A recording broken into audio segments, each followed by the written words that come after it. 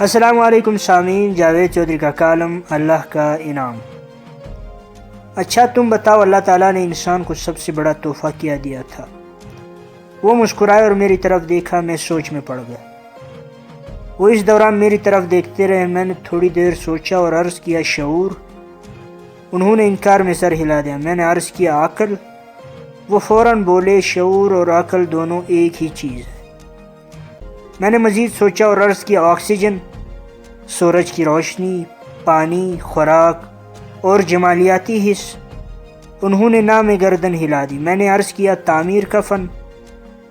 انسان کائنات کی واحد مخلوق ہے جو پتھروں کو ہیرے کی شکل دے سکتی ہے، جو مٹی کا محل بنا سکتا ہے اور جو ریت کے ذروں کو شیشے میں ڈال سکتا ہے۔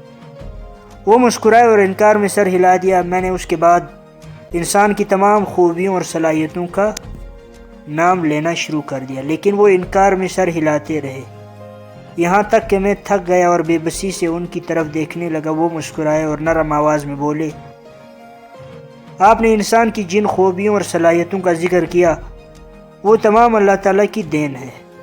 وہ جب تک اللہ تعالیٰ چاہتا ہے یہ خوبیاں قائم اور دائم رہتی ہے، لیکن جب اللہ ناراض ہو جاتا ہے تو انسان، فرعون ہو یا نمرود یا بش، اس کی خوبیاں اس کی خامیاں بن جاتی ہے اور وہ دنیا میں زندہ لاش بن کر رہ جاتا ہے۔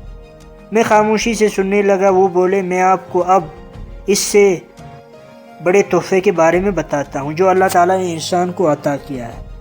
میں ہماتان گوش ہو گیا۔ وہ بولے قدرت نے انسان کو اللہ تعالیٰ کو خوش کرنے کی صلاحیت سے نواز رکھا ہے۔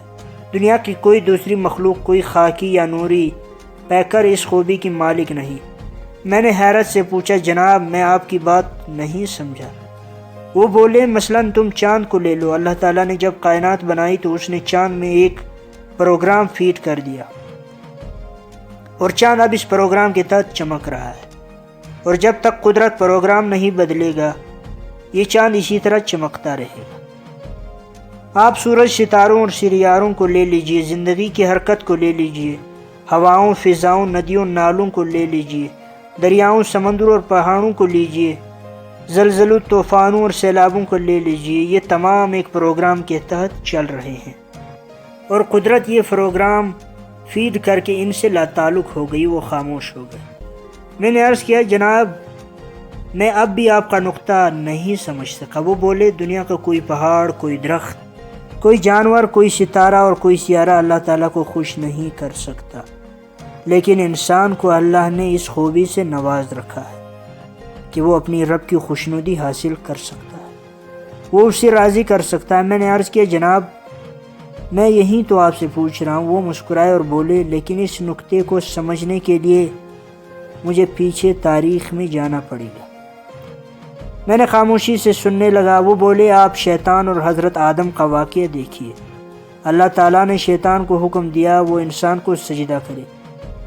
شیطان نے حکم ادولی کی، اللہ تعالیٰ نے اس سے ناراض ہوئے اور اسے ہمیشہ کے لیے راندہ درگاہ کر دیا۔ شیطان آسمانوں سے اترا اور کروڑوں سال سے زمین پر خوار ہو رہا ہے، جب اس کے مقابلے میں اللہ تعالیٰ نے حضرت آدم کو گندم کا دانہ چکنے سے منع فرمایا۔ حضرت آدم نے بھی اللہ کے حکم کی خلاف ورزی کی۔ اللہ نے ان سے بھی ناراضگی کا اظہار کیا اور اسے آسمانوں سے پھینک دیا۔ لیکن حضرت آدم کے رویے اور شیطان کے رویے میں بڑا فرق تھا۔ وہ دم لینے کے لیے رکے اور دوبارہ گویا ہوئے۔ شیطان زمین پر آنے کے باوجود اپنی بات پر اڑا رہا، جبکہ حضرت آدم کو اپنی غلطی کا احساس ہوا اور وہ اللہ تعالیٰ سے توبہ کرنے لگے۔ وہ سجدہ میں پڑے رہے، روتے جاتے اور اللہ تعالیٰ سے اپنی کوتاہی، اپنی غلطی، اپنی جرم اور اپنی گناہ کی معافی مانگتے جاتے۔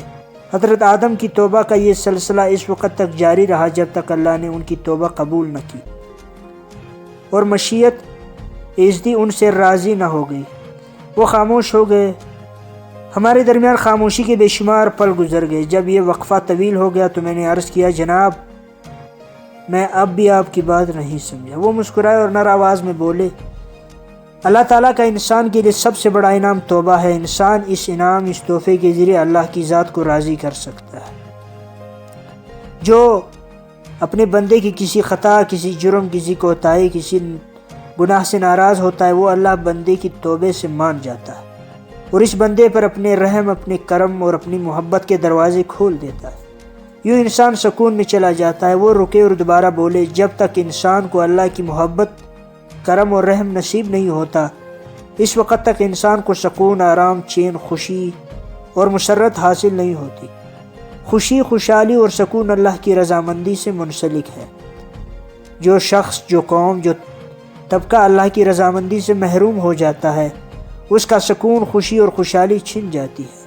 چنانچہ جب بھی انسان کا رزق تنگ ہو جائے، اس کا دل مسرت اور خوشحالی سے خالی ہو جائے، وہ چین اور سکون سے محروم ہو جائے، اسے زندگی میں ایک تپش، ڈپریشن اور ٹینشن کا احساس ہو، تو اسے چاہیے کہ وہ اللہ کے حضور جھک جائے اور کثرت سے توبہ کرے اور وہ اللہ تعالیٰ کو راضی کرے۔ میں خاموش رہا، وہ بولے، یہ سکون کا ایک نسخہ ہے۔ سکون کا دوسرا نسخہ معافی ہے۔ ہم لوگ دن میں اوسطاً 100 سے 300 تک غلطیاں کرتے ہیں۔ اگر ہم ہر غلطی پر معذرت کو اپنی روٹین بنا لیں، ہم نے جلد بازی، بے پرواہی، نفرت، غصے، تکبر اور ہٹ درمی میں جس شخص کا حق مارا، ہم نے جس کو نقصان پہنچایا اور ہم نے جس کو ڈسٹرب کیا، ہم اگر فوراً اس شخص سے معافی مانگ لیں تو بھی ہماری زندگی میں سکون، آرام اور خوشی آ سکتی ہے۔ ہمیں معافی مانگنے میں کبھی کوتاہی نہیں برتنی چاہیے، کیونکہ معافی وہ چٹان ہے جس کے نیچے خوشی، سکون اور خوشحالی کے چشمے چھپے ہیں، اور جب تک ہم یہ چٹان نہیں سرکائیں گے، ہم خوشی، خوشحالی اور سکون کا ٹھنڈا پانی نہیں پی سکیں گے۔ وہ رکے اور دوبارہ بولے، یاد رکھو، دنیا میں صرف اور صرف شیطان توبہ اور معافی سے دور رہتا ہے، جبکہ اللہ کے بندے ان دونوں چیزوں کو اپنی روٹین بنا لیتے ہیں۔